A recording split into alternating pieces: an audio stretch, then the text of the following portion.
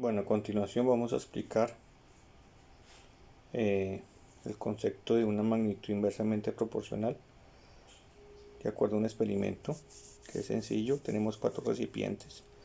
Cada recipiente tiene un agujero de diferente tamaño y por lógica el recipiente que tenga mayor tamaño pues va a tardar mucho menos en vertir su líquido.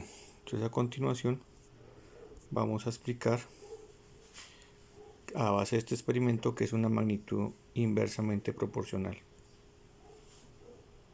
Si ustedes observan, el que tiene el agujero más rápido, más grande, pues se desocupa más rápido y el más pequeñito pues se demora más. Teniendo en cuenta esta situación, ya podemos interpretar que la causa va a ser el agujero y el efecto el tiempo que tarda en desocuparse el líquido del recipiente. Entonces miremos la tabla de los datos.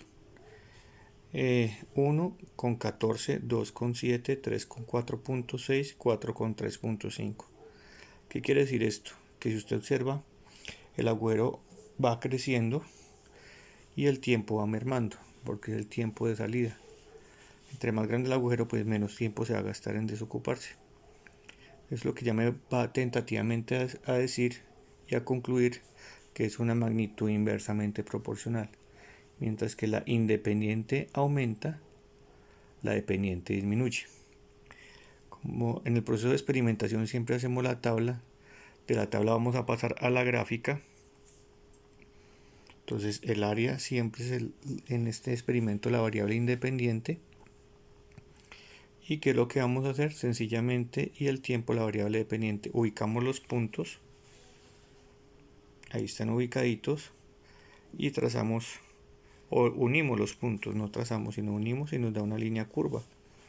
Ya no es una línea recta, sino una línea curva decreciente. Entonces ya podemos decir que una magnitud inversamente proporcional quiere decir que a medida que la variable independiente aumenta, la dependiente disminuye. Si ustedes observan, los tiempos son cambiantes. En la magnitud directa, pues uno podría sacar conclusiones por medio de la gráfica, que puede usted tentativamente mirar que aumentan y ese aumento es constante, pero mire que aquí ya de 14 a 7 hay una diferencia de 7 segundos, de 7 a 4.6 ya hay una diferencia más pequeña y de 3 a 3.5 pues ya cada vez más pequeña, de 4.6 a 3.5 cada vez más pequeña, ya no hay una constante.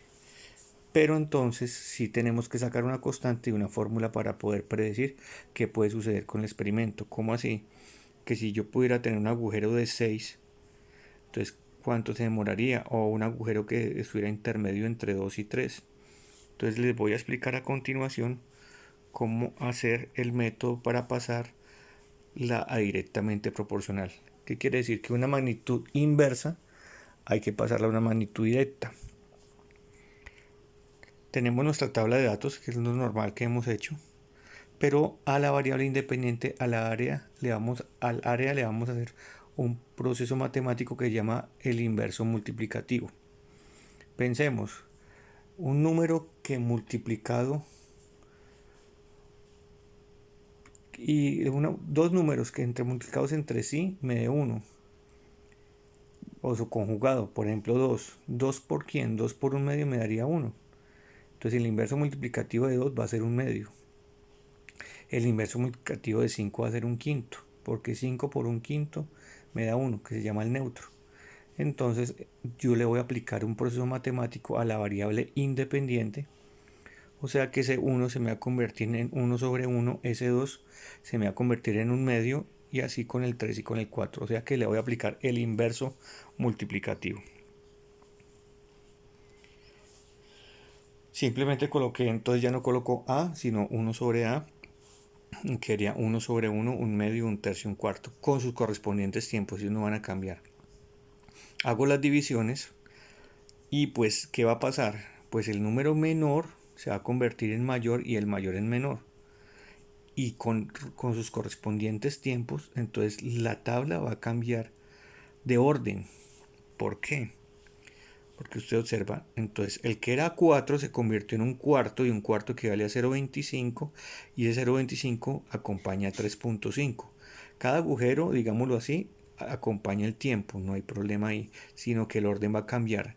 El que era más pequeño va a ser más grande ahora y el grande va a ser más pequeño.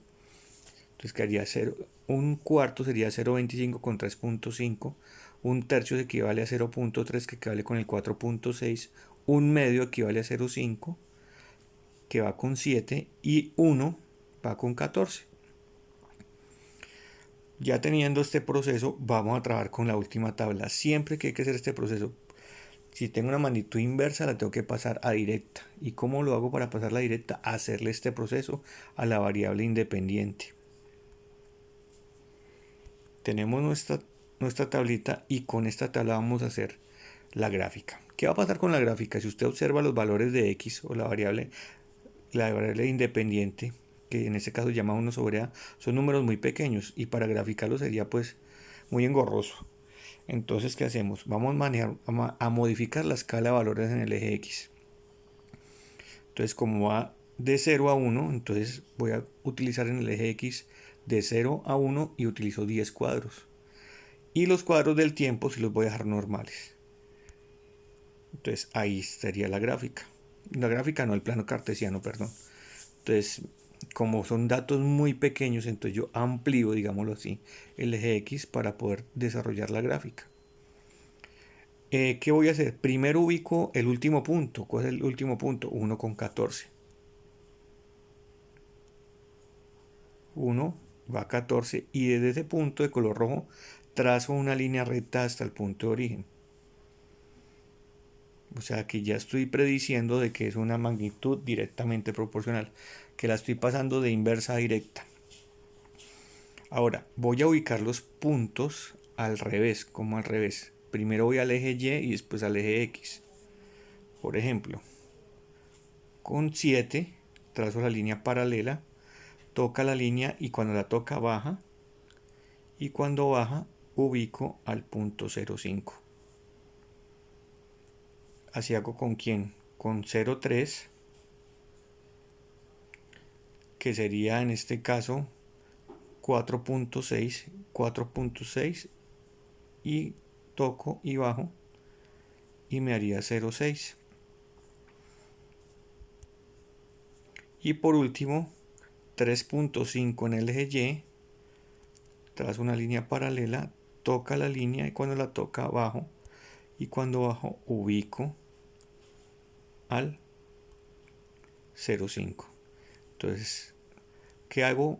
Vuelvo y repito, pasarla de una inversa a una directa, aplicar el inverso multiplicativo, ordenar la tabla de datos, el menor va a ser mayor, el mayor a menor, ubico la gráfica, siempre hay que modificar el eje X, porque van a trabajar con números muy pequeños, y la sugerencia sea 10 cuadritos, y el último número, el que sea mayor, pues va a ser el décimo cuadro, y se ubica el punto, se ubica el último punto y traza la línea recta. Ahora, pues, ¿falta qué? Ahora, como ya se convirtió en directa, falta sacar la constante y la fórmula. ¿Cómo hago para sacar la constante y la fórmula? La constante sigue siendo la misma fórmula, pero con la última tabla de los datos, ¿no? Reemplazo y final 14, y inicial 3,5, x final 1, x inicial 0,25. Hago la correspondiente resta y nos dio que la constante equivale a 14. ¿Cómo queda la fórmula? La fórmula queda y igual a mx, pero en este caso y quién es tiempo, quién es m, 14, y quién es x va a ser 1 sobre a, no a, porque ahí está la modificación, porque ahí tener en cuenta que la modificación de que hago en la variable independiente la modificación. Entonces tiempo va a ser igual a c por 1 sobre a, y pues en este caso tiempo va a ser igual a 14 la constante por 1 sobre a. Con esta fórmula ya puedo predecir el experimento. ¿Qué quiere decir? Por ejemplo, si yo quiero un agujero de 7, entonces ¿cuántos segundos se va a demorar?